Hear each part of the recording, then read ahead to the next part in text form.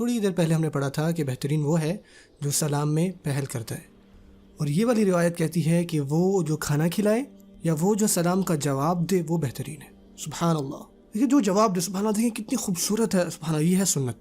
بہترین وہ لوگ ہیں جو جواب دیتے ہیں سلام کا۔ اگر آپ سلام کا جواب دے رہے ہیں تو آپ بہترین لوگوں میں سے ہیں۔ ایسا کیوں؟ اللہ تعالیٰ فرماتے ہیں وَإِذَا حُيِّيتُم بِتَحِيَّةٍ فَحَيُّوا بِأَحْسَنَ مِنْهَا أَوْ رُدُّوهَا، اگر آپ کو کوئی تحیہ کرے یعنی سلام کرے تو اس کو آپ اس کا بہتر جواب دو یا اسی کو لوٹا دو۔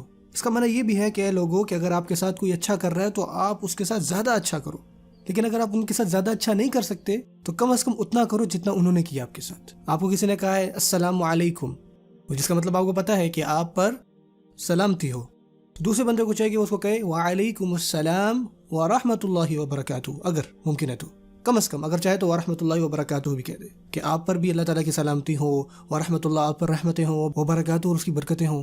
یعنی آج کے دور میں یعنی آپ ارد گرد دیکھیں نا لوگوں کو، تو دیکھتے ہیں کہ لوگ کس طرح ایک دوسرے کو جو ہے وہ تکلیفیں پہنچاتے ہیں۔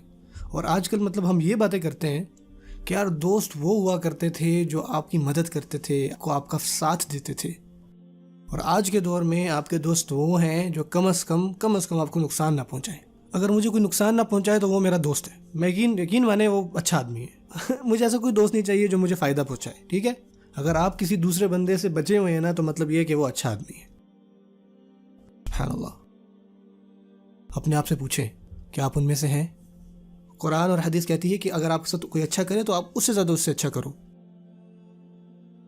اور میں آپ کو بتاؤں ہم اتنا نیچے آ چکے ہیں نا، اگر آپ صرف اس کا برابری کا اچھا کر دینا یا ایون آپ نے اس کو کوئی نقصان نہیں پہنچایا تو آج کے دور میں آپ جو ہے آج کے دور میں جو ہے آپ ٹھیک سمجھے جاؤ گے۔ سبحان اللہ، اللہ تعالیٰ ہمارے لیے آسانیاں فرمائے۔